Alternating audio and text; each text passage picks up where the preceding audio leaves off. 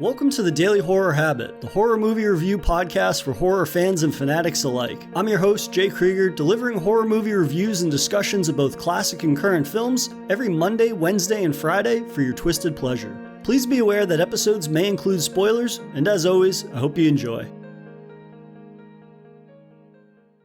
For today's episode of Daily Horror Habit, returning friend of the show Bernie and I continue our series review of the Saw franchise, with the first Jigsaw Less entry, 2007's Saw 4. Currently streaming on HBO Max, Darren Lynn Bousman returned to direct Saw 4, and the first Saw entry to not be written by Leigh Whannell, as Patrick Melton and Marcus Dunstan wrote the screenplay. Picking up after the events of Saw 3, which concluded with trap mastermind Jigsaw's own death, the series now picks up with Detective Rig, played by Lyric Bent, who finds himself in the limelight of a new set of killer games that extend beyond Jigsaw's grave, which calls into question once again who's pulling the strings of the deceased mastermind and what their motivation is, bringing new and deadlier secrets to light.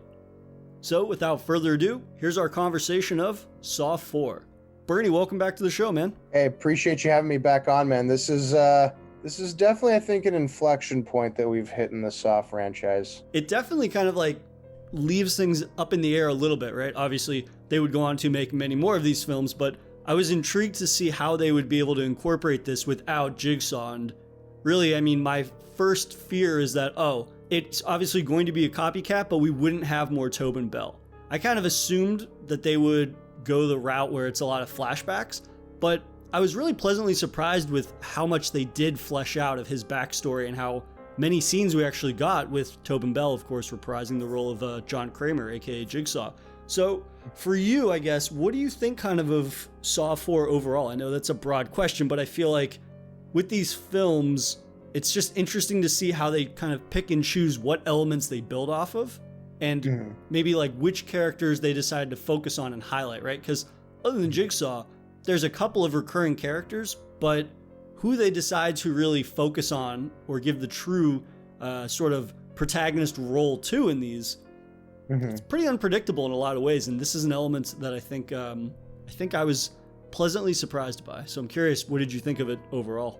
So, I mean, pros of this movie, I think the movie does a really good job of, as you kind of alluded, giving that backstory to Jigsaw, and to give us a little bit more, I don't know if acting range is the right way of putting it for Tobin Bell, but you see a little bit more intimately of like what went wrong, what was the genesis of him becoming maybe not necessarily this crazed killer, but like unleashing that craziness onto victims and things like that, right?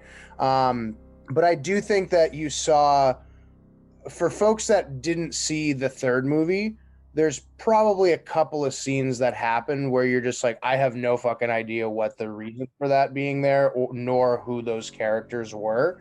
And there definitely were some loose ends that I think the new writers tried to tie up as they continued this franchise on, which, pardon me, or correct me if I'm wrong, rather, but wasn't there supposed to be 3 movies and then they decided to make a 4th movie during the post-production of the 3rd movie or something akin to that, right? Yeah, I think that was the original idea, in that the first 3 films are kind of their own self-contained trilogy, and then it became the thing where it's like, okay, this series is too big to kind of abandon, right? Just based on, I mean, if you think about Saw 4, again, a $10 million budget, it's less than $20 million, and it would go on in the box office to make, I mean, like $140 million. Like, you can't say like, I think we're going to move on from Saw, when you're kind of like putting up these numbers that for the time period, it's like, oh, horror's hot again in a lot of ways. And it's like, we can have series that are basically on like a yearly rotation or every other year at this point,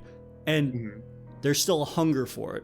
And I think that's an element of Saw that I'm finding is really interesting, and obviously not being super maybe aware. I don't know if aware is the right way to put it, but like when these were coming out, I wasn't really paying attention to them because it wasn't necessarily my type of movie. But going back and seeing just how successful they were, it's one of those things where it's like, yeah, of course, nobody was saying, hey, we should maybe stop making these, because say what you will about them after the original trilogy in terms of quality, these movies are still making a stupid amount of money. And that's the only way to put it. And that box office figure that I read was before international market. I think it was just the domestic box office. And then that's before DVD sales or Blu-ray sales, whatever. And so it just kind of shows, yeah, I get why these kind of hung around for as long as they did. And it's interesting to see kind of how the writers and the directors themselves are kind of it feels at times like they're trying to pick up the pieces of the previous film without a real blueprint. I think the first 2 films or so, they had a very clear-cut blueprint.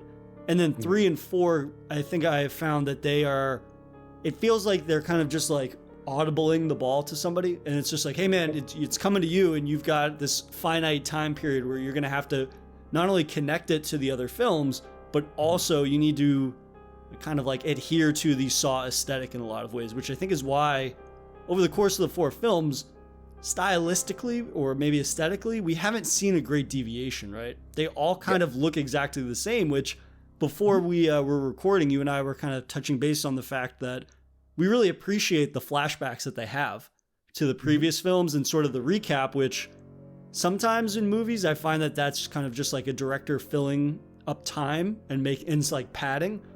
But I find that with these films, and especially the more the stories become interwoven into one another and tying into their twists and whatnot, I really need that, because there's definitely moments of 2, 3, and 4 that I completely just forgot which film they actually occurred in.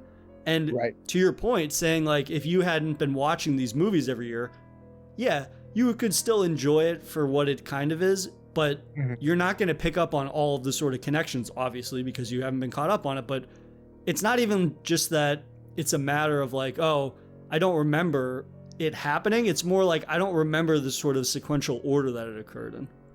Yeah, no, 100%. And I mean, to an extent, you wouldn't need to have seen the 3rd and 4th one in a particular order, I guess, because they do happen concurrently, right? Yeah, I think that is definitely something that detracts from how this movie could have, as good as this movie could have been overall. But to answer your first question, I mean, for the 4th movie in this type of a series, especially with some of the other horror franchises out there, this isn't nearly as bad as some of the other ones are. I wouldn't say that this is the best 4th movie in a franchise either. But again, for what it's supposed to do, and for the difficult situation, or the challenging situation rather, that I think the writers were put in, this isn't half bad of film. And again, as we go along the story, I think there were some interesting kind of Easter eggs that were dropped off that are going to start to pay dividends either at the end of this movie or as we kind of begin to move down the movie series itself. Yeah, I think also, like, talking about quality and like how successful a movie is, it's all relative to the Saw franchise, right? I mean, it's kind of like when you're talking about a half decent movie, it's a half decent Saw movie, right? And I think that is what really kind of caught me off guard in terms of like how much shit I've heard in terms of like how much the series quality kind of like takes a nosedive, how steep that is, and that trajectory comes up very quickly. But I thought this movie was similar to 3 in a lot of ways, in that it feels like it has a much more intricate story in terms of like it weaving into the greater Jigsaw verse, if you will.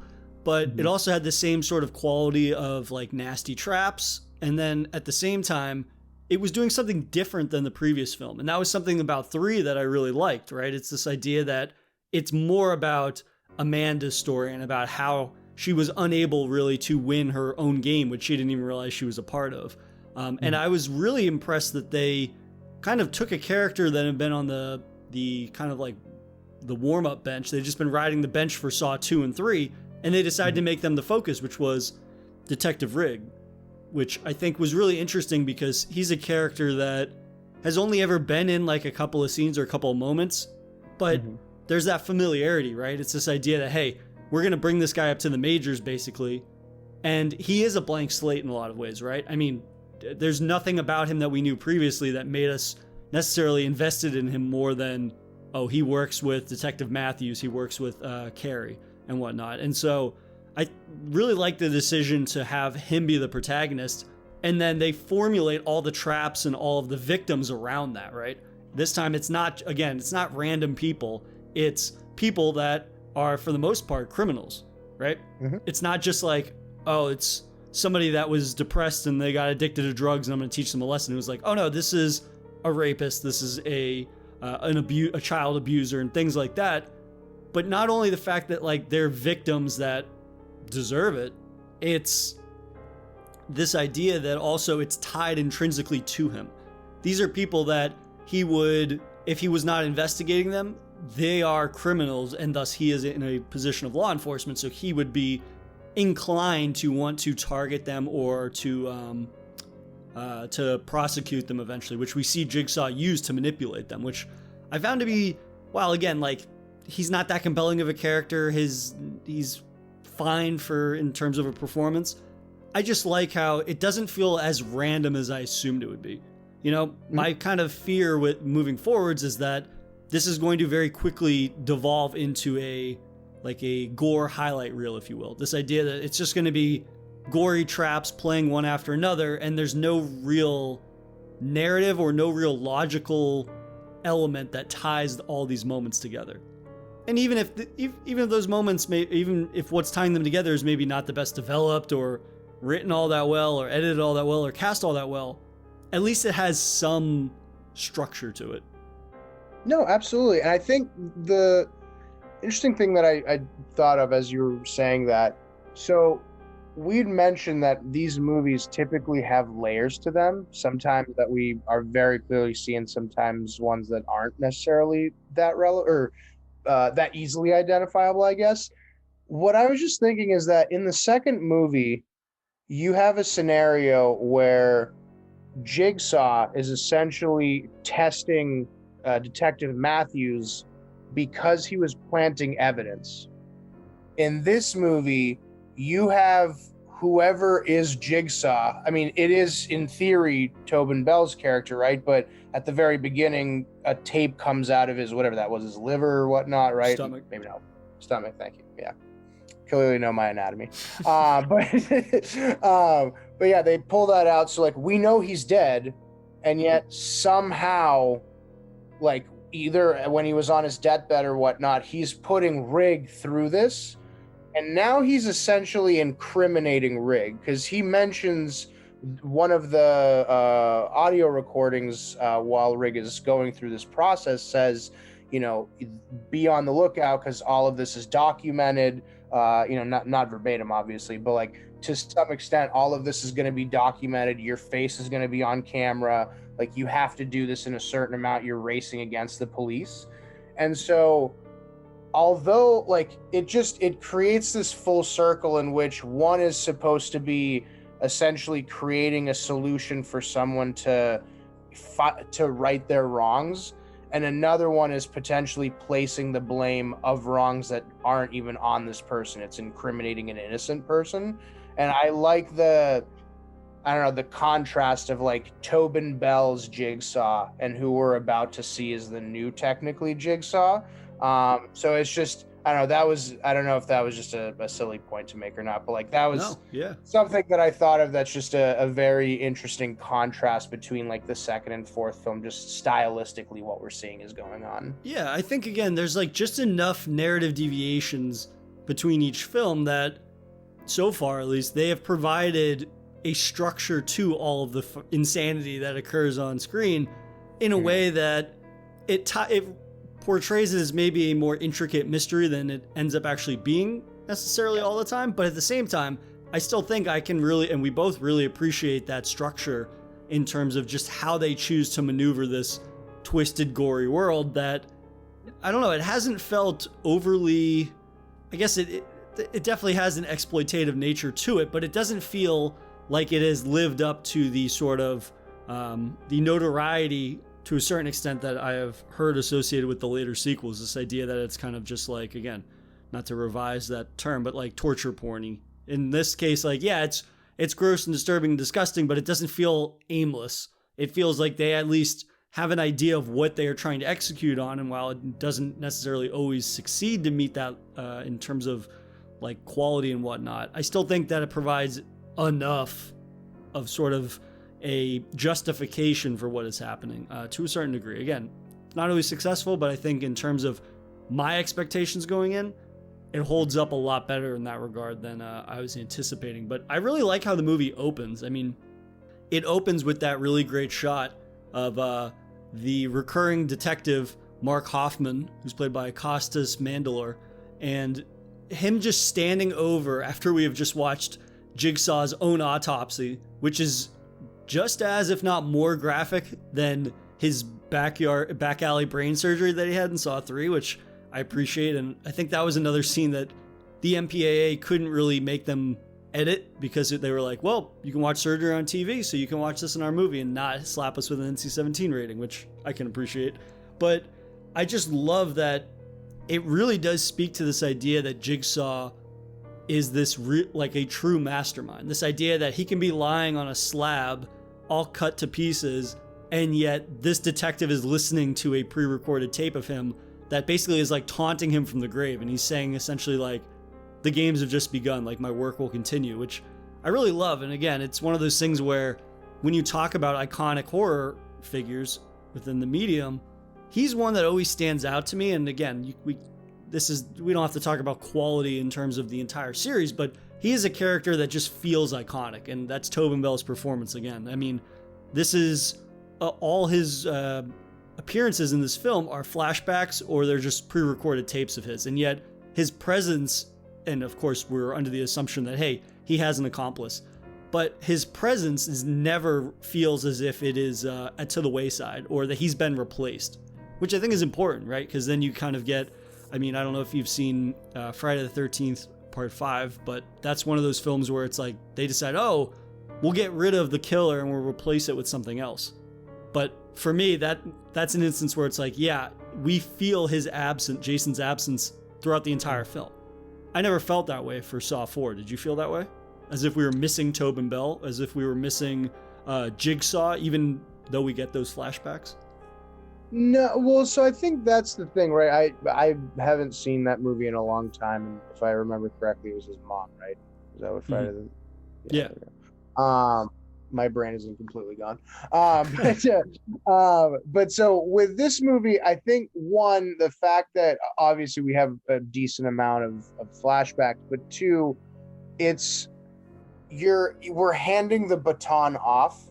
You could still see his hand handing the baton, right? Like, obviously it's not centered necessarily around Tobin Bell anymore.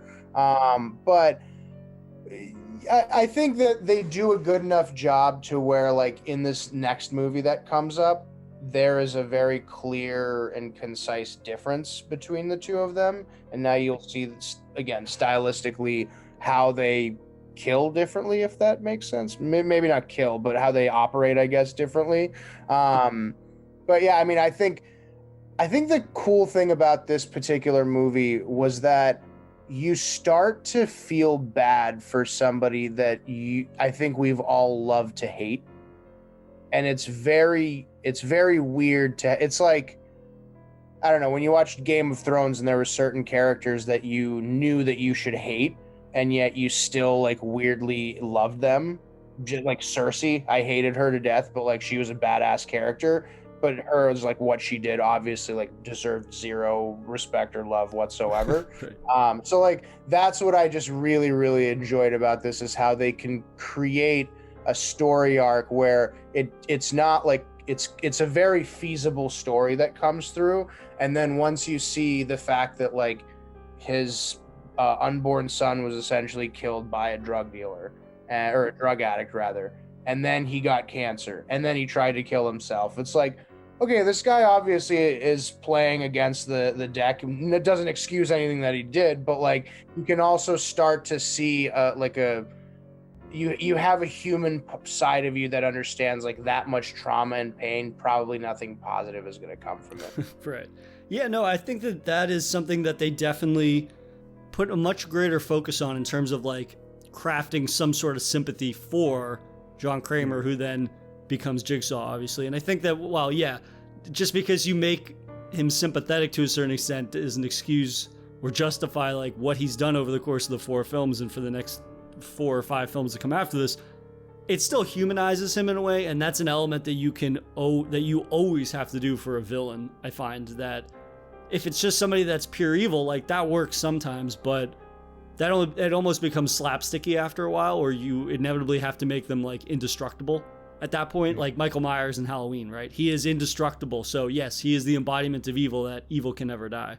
But when they portray, and I guess with the Saw movies, it's like, well, could they make all these traps? Could they get all this stuff together? It's like, you got to take all that with a grain of salt, your suspension of disbelief. But I think in portraying a very grounded world that operates by the sort of laws of nature to a certain extent, unless you want to, again, try to dive into like, how does he get this trap there? How does he make all these traps? That type of stuff.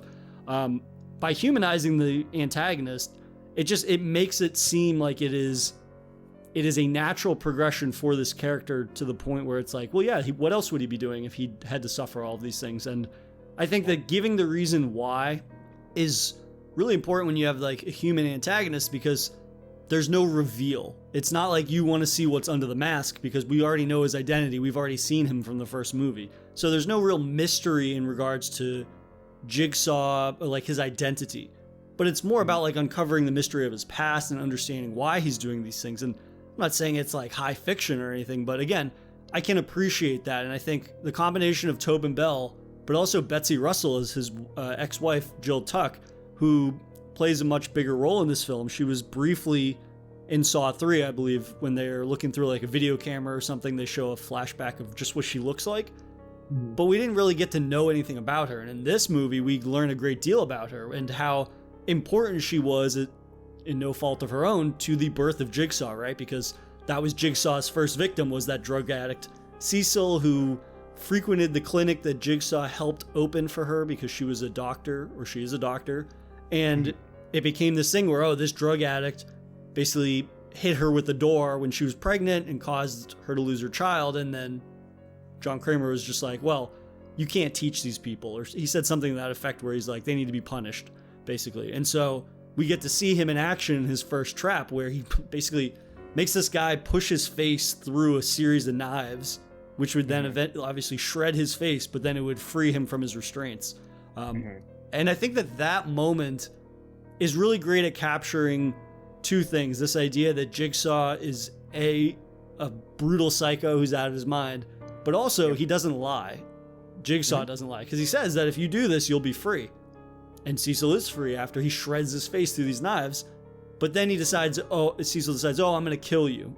And then when he tries to attack Jigsaw, he sidesteps him, and that guy falls into a barbed wire pit and basically writhes around until he dies from bleeding to death, which I think just captures everything you need to know about Jigsaw. And that's why, to your point, this idea that, some people might not have seen the previous films, really, this would be the perfect introduction, I think, in some ways, to catching people up. You know what I mean? Like, if there was a point to jump into the film series, at least this is based on my knowledge so far, there's no part of this movie that leaves you asking questions about, like, what is Jigsaw about? Or what is his backstory? Because in a lot of ways, this isn't a Jigsaw origin story in a way that I think does a good job of because this movie could have very easily been 2 hours long in a lot of ways. You know what I mean? Like, there could have been so much fluff in terms of catching people up on Saw 1 through 3 up until this point. But if anything, I find that this is a pretty good introduction to Saw, even if it's not, but by no means is it one of the strongest. I think that this is a film that it's like, oh, well, if you are going to jump into this, you're caught up enough that when it might compel you to go back and rewatch the first 3. And then by the time, chances are, you rewatch those, there's a 5th and 6th and 7th and so forth. I think it definitely does that more so than the third one, just because, again, you get more of a backstory on Tobin Bell, right? Or, excuse me, Jigsaw. I would be curious, though, obviously, I think it's safe to say that out of all the movies so far, this probably has the most underwhelming death scenes. Is that accurate? Yeah, for sure. Was there a particular death that did stand out for you within this? I think the one that really freaks me out, that is super uncomfortable, is probably the hotel one, dealing with the rapist, just because that scene is so, it has very much like a Seven vibe to it, just the way that they capture this room and how it's filled with photos of him doing what he does, but then it's like flooded with neon red lights, and then basically he has to like get chained up, and then he has to blind himself, otherwise he'll get dismembered from this kind of like medieval torture trap type thing, and that entire sequence just skeeves me out so much. But I think that's an important distinction though to make, right? It's not really the intricacy of that trap, and it's not that it's necessarily, I guess maybe it's not that all complex of a trap, you know what I mean? Like there's been a certain level of complexity to some of these. Just the way that scene is captured skeeves me out, and the subject matter skeeves me out, so maybe that's more just like my visceral reaction to that rather than it being necessarily a creative trap or a memorable death, right? Because it is one of those things though where with this film, when you're talking about like a piece of shit rapist like this guy, when he gets ripped to pieces, you're like, oh, that's a pretty satisfying conclusion to that guy's story. Yeah. Like it's one of those things where there is a certain level of like satisfaction in terms of this realm of the world where it's like, oh, finally somebody that was deserving got what they deserved. But yeah, there are really not any deaths that stand out amongst the series. What about you? What is one that maybe stands out to you? Because I'm really struggling to think of one. I just thought of one that has some comedic payoff to it, but I'll save that in a little bit. I'm interested to hear which one of yours is comedic payoff, and if it's the one that I'm about to mention, which is Donnie Wahlberg. Yes, absolutely. The ice head smash. Holy shit. Gallagher with blocks of ice. That was that was an interesting one. I think, to your point, there's going to be one that's maybe a little bit even more gnarlier that comes up in the next movie. But yeah, that was a perfect ending, I think, for Donnie Wahlberg's character, and that it was so useless for him to be there because he says like 7 words and like 3 of them are please don't kill me or something, or that's 4 words. But yeah, like not all that memorable if we're struggling and he's got 7 words. Yeah, I mean, I appreciate that he wanted to come back to this movie. I don't know if his character was necessary. Maybe he could have done like flashback kind of things instead of that scene, because again, it starts to stretch the realm of like what is and isn't possible when a guy who was a police officer was like kept tortured for 6 months, and then we find out who actually did it. It just, I don't know, that part seemed a little bit ridiculous to me. Again, we've mentioned this in previous movies, like there is a certain understanding that like there is the component to this is very unrealistic that this could happen, right?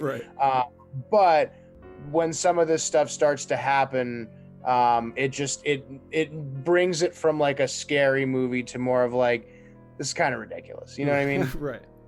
Yeah, I think for starters, I think Donnie Wahlberg's inclusion is completely pointless in a lot of ways. Like, there's no indication that him and Rig have this strong relationship outside of work or even in work, right? If anything, I thought they should have replaced Donnie Wahlberg or Detective Matthews with Carrie, right? Because Carrie and Rig had a much stronger bond, it seemed, at work or just a more familiar working relationship that he would be obsessed with trying to find her. Whereas, I mean, that's the whole thing of this movie, right? And it is a sort of like Jigsaw's dark humor that, oh, this guy that Rig has been hunting for and he's obsessing over finding him and trying to save him is the one that ends up killing him, right? By shooting him through the door when he shows up at the end of the film. And I understand why Matthews is the drive for Rig in a lot of ways, right? This idea, oh, he is alive. I find out after 6 months he is alive, and that's my drive to find him, and this is the drive of the film. But he is so easily replaceable with Carrie instead of him that it's one of those things where I was like, why even have him in the movie?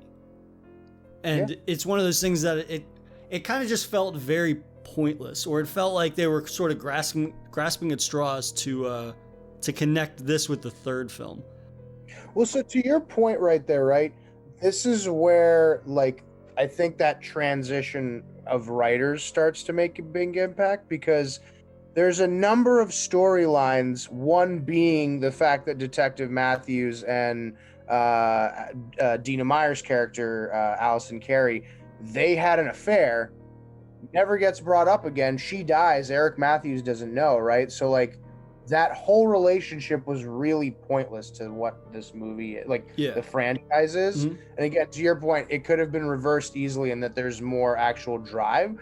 But this also brings us up, and I want to give you, I'd rather you've mentioned it because you brought this up before we talked, but the idea that like Jeff is in this movie for 2 seconds and yeah, his child, like I'll let you take it, but Yeah, no. So that's something that we were both talking about before recording, was this idea that the third film, and again, it's very evident that they were not expecting to continue with this series, or certain creatives were like, I'm going to take a step back, but then they came back because it's like, hey man, these movies basically shit buckets of gold. There's no way we're going to stop these. But yeah, so the setup at the end of Saw 3 is essentially like, hey, Jeff is in a new game. And the prize at the end of the game is that he gets to save his daughter, who he clearly has been neglecting, over his obsession with finding his son's killer and bringing him to justice. And yet, the big twist being that that Jeff gets killed at the So at the end of the third film, if the scene that ends in that movie plays for another 30 seconds, Jeff gets killed by one of the agents that shows up basically to try to.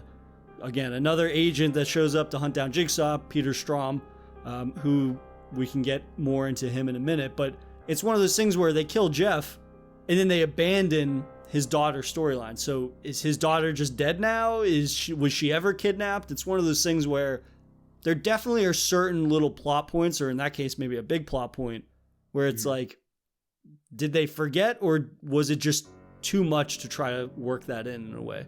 Because they even did that in Saw 3, where he's talking about how the guy that killed his son was a drunk driver or something. And then the guy ended up just being like a medical student who wasn't drunk. And they kind of just like abandoned that plot line. So there's definitely some inconsistencies, but so yeah, it's one of those things where they definitely sort of just like were cutting and pasting certain things, and certain things didn't make the cut, or they weren't as maybe finite or as imperative to the narrative moving forwards. But I guess, well, now in talking about it, like I said, I liked the idea that Rigg was going to be the protagonist, right? The guy, basically a minor leaguer that gets brought up to the majors, and he gets to become a protagonist. But they essentially just did Danny Glover's character from the original Saw in a lot of ways, right? This idea that it's another cop, that his obsession with this case in Jigsaw is destroying him. And that obsession will cost him greatly. And I mean, his game, like, Danny Glover's character didn't have a game tied around him in the original Saw, and this time Rigg does, but the entire identity of Rigg then is that his obsession will cost him greatly, and this entire game is to teach him you can't save everybody. And I think that's an interesting element that I don't know they leaned into it enough. It's one of those things where I think this is where that sort of Jigsaw methodology, ideology is kind of run through the weeds in a little bit of a way, because it's kind of like, I guess this is where the nastiness comes from right now, that it's kind of like, yeah, it's more of a cruel joke than really a growing opportunity, when there's nothing that is introduced that would push him to not continue down the rabbit hole of obsession. I think that's an element that they could have developed a little better.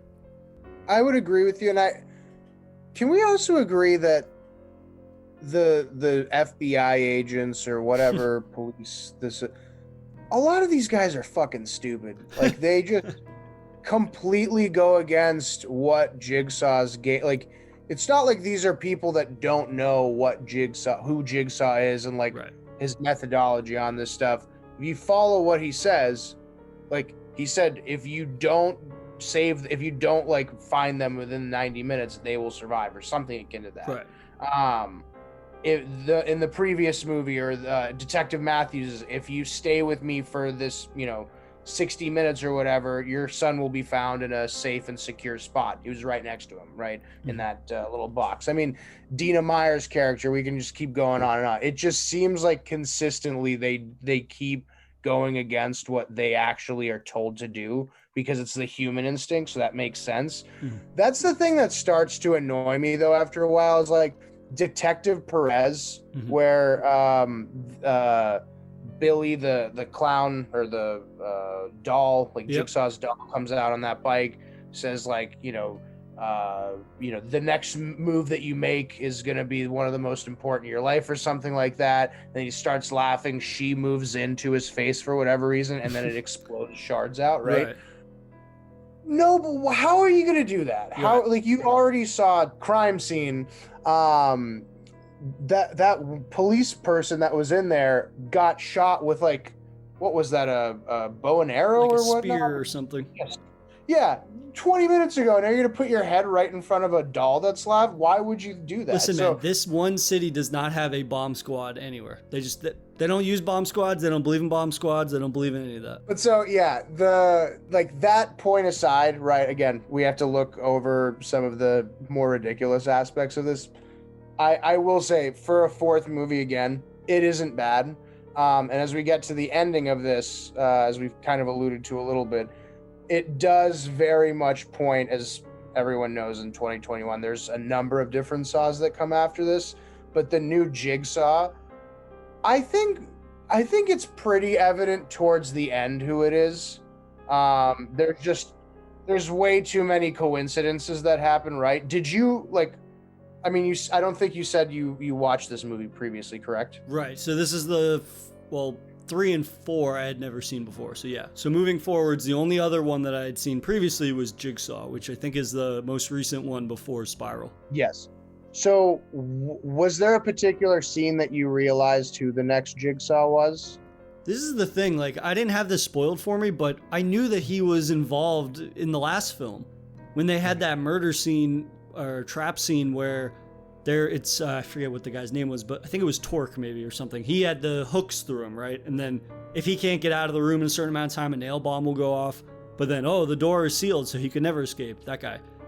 He's like playing with the evidence, and then he's like staring at the hook, and then it looks like he like puts it in his pocket or something. I was like, there's no way that he's not involved in some capacity. So that just felt very sort of like deflating. I never was like, oh, holy shit, that's crazy. I never had that reveal. I was like, well, yeah, I kind of always assumed that he's shifty. He brings nothing to the table in terms of being a detective other than I have a badge and a gun. Like, there's nothing about him that stands out. And not to say Detective Matthews and Dina Myers-Carey and Rigg were like the most compelling kind of like Columbo detectives. They still, like, it was very clear why they were protagonists. But this guy, he has like 2 lines of dialogue, but the camera lingers on him for like 30 seconds. And it's one of those things where I was like, okay, clearly this guy is sketchy and that's going to come up later. And so I felt vindicated in the fact that it was like, oh, yeah, he's the accomplice, because no shit he is. He always pops his head in, he says 2 sketchy things and then leaves. That's it. No, I think that's very, very accurate, because when you go through the list of who it actually could be, like, it's very clearly not Jill. Right. Amanda's dead. There's no way that it's Rigg. Strom, for all the things that he is, as good of a detective as he is, he's a fucking idiot. I never believe that for a second, which may come into play in the next movie. But yeah, there just wasn't anybody else, to your point of who it could be. I remember watching when I rewatched this a year and a half ago. I remember that scene when he stands up from like the contraption that he was in, and Rigg is like on the ground, and he says that shitty game over. And you both watched that this weekend, and we had the same reaction of, oh, that's so fucking shitty. Like, there's certain quotes that I know that they need to be said and rehashed because it's a franchise, but like, they maybe not that one. They could have came up with something creative or clever or something. I mean, Jigsaw, I feel like, again, it's not exactly high fiction, his character, but he still has a way of delivering lines that is very iconic. Or they could have came up with something that is at least original to him. And so it makes sense when his sort of minions adopt that. But I mean, just game over. They couldn't think of anything better than that. Like, I get that it's all tied into this is a game, life is a game, but it's like there's just so little original about that every time it's uttered, it's like nails on a chalkboard. And it just brought that whole moment, that whole reveal to like a screeching halt more than I already thought it was when they tried to make it seem like that was this massive reveal that like, oh, it could never have been him. But at the same time, especially when they have that scene where they're like, well, it can't be a woman. So then I'm like, well, that's half the cast right there. So it's this idea that of the men that it could be, it's clearly not Rig. It's clearly not Strom because he's an idiot. And the only person that's left is some sketchy dude. So clearly it's going to be the sketchy guy. But yeah, I don't know. I think that reveal was definitely a letdown in a way that, I guess, to the point we made earlier, this idea that would this be a film that would be a good jumping off point for people that wanted to get into Saw that for whatever reason didn't go back and watch the first three? Sure, because they're essentially recreating the first film, right? This idea, somebody that was in the game room essentially the whole time was actually like an imposter, right? They weren't a victim, they were the orchestrator. So they are kind of redoing the ending of the first film in that regard, which, if you haven't seen 1 through 3, I guess that moment has a bigger oh shit factor to it. Yeah. But yeah, for people that have been watching these movies, I really can't imagine going into this and not thinking that it's him, just because of how sort of blatant they were with it, with a lot of the implications.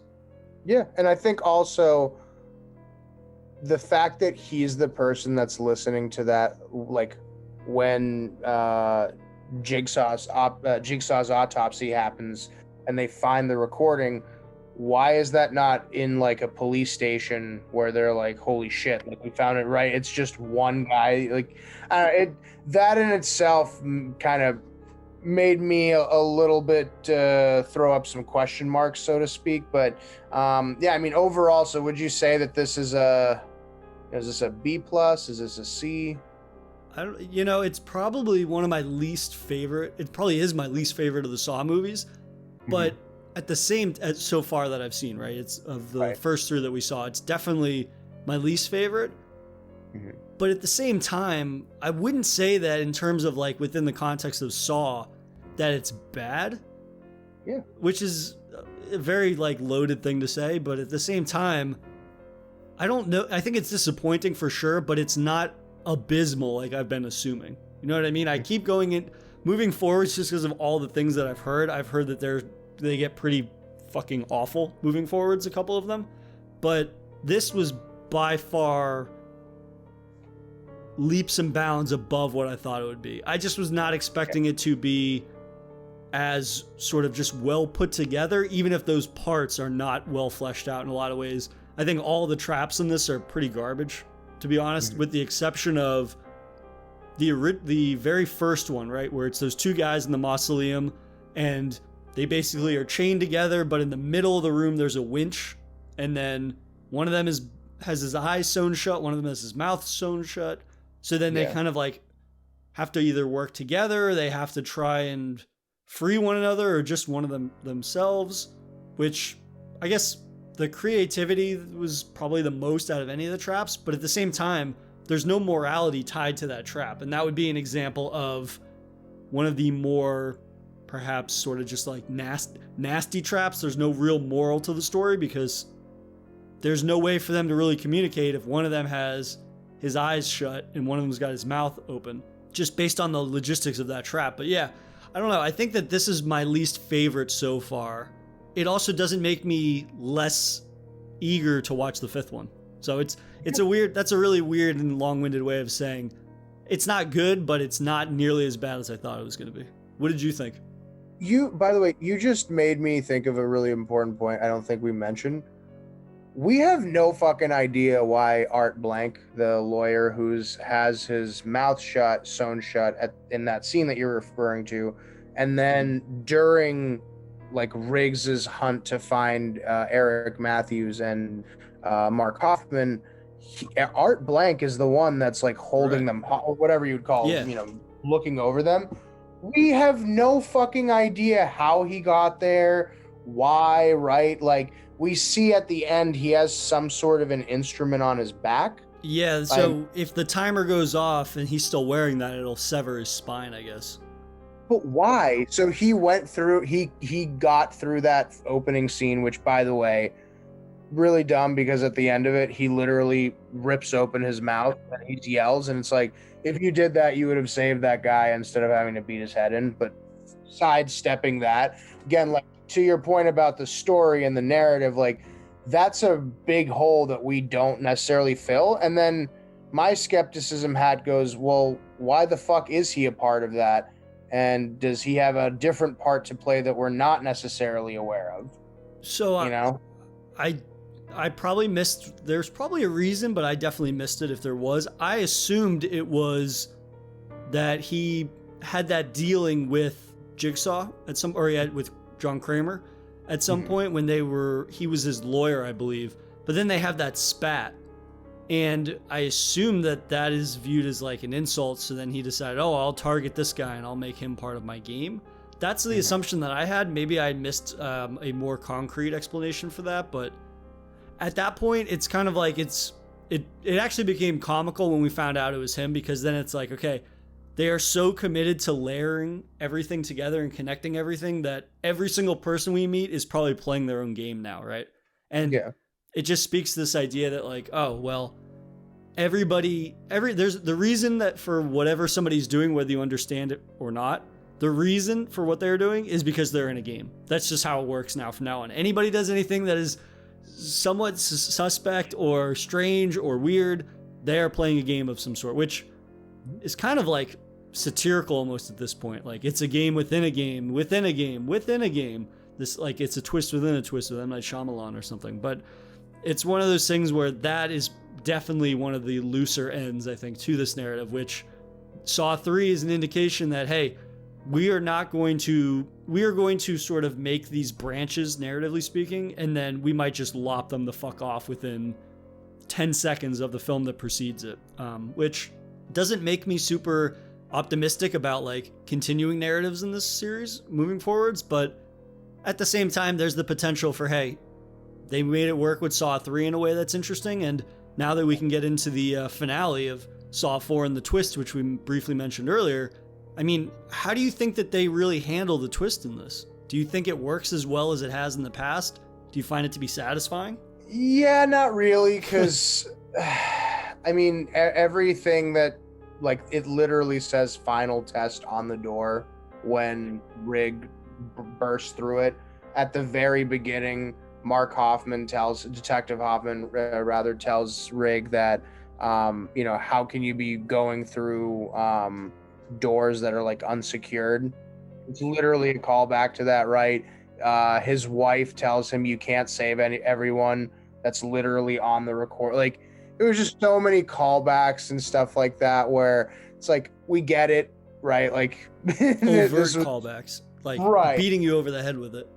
It's just, I don't think we gave a shit about Detective Matthews or Hoffman, so there wasn't really, like, you care, as silly as it is to say, but like, you cared about Lee Whannell's character and Dr. Gordon, right, in the first movie. You didn't want the kid to die or to get hurt in the second movie, Detective Matthews' son, because of the sins of his father, right? There's an innate, you give some shit about those characters. In this movie, again, I don't think anyone really cares that Donnie Wahlberg exists in this, and that Eric Matthews, right? Like, so whatever Eric Matthews says, it doesn't matter. Rig isn't necessarily the most lovable character either. Like, you obviously root for him, but this whole movie is completely gone if he's just like, yeah, you know what? I am going to take the weekend and go hang out with my wife. Right? It doesn't exist. So no one gives a shit about Jeff. That story, we find out necessarily what happens to Jeff, right? But did anyone actually care that was a storyline 40 minutes into this movie? Because everyone forgets about it. So, like, I don't know. There's a lot of pros to this movie, but overall, I think the way that they wrap it up at the end is as good as it could have been. But there's no, again, as we start to go further and further into this movie, I think the audience is further emotionally away from the characters that are in there, and it's just more entertainment factor at this point. Yeah, and I definitely agree that they had a sound, like, this is the best possible execution that they could have for what they had, I suppose, but it just kind of reveals the shortcomings of this idea that if Jeff's character had been introduced earlier on, and if he had been more of a part of, like, his storyline had been interwoven with Riggs in a way that was more prevalent, then that twist that, like, has meaning. Otherwise, I don't really give a shit, because now I'm almost assuming, right? Because this is coming back to sort of the recurring formulaic nature of these movies, right? This idea that we know there's going to be a twist, and they have already fucked around with the timeline with Saw 3 in a way, and now to find out that the timeline of Saw 4 takes place concurrently with the events of Saw 3, so the two films are overlapping right up until the end of the movie, and we kind of realize that, oh, the tape that Hoffman's listening to, that autopsy takes place, even though the scene is at the beginning of the movie, it's occurring at the very end of the events of Saw 4. At that point, it's just like, well, this is all so messy, and I don't necessarily care about any of these characters, that it's just not as compelling as I think they thought it would be.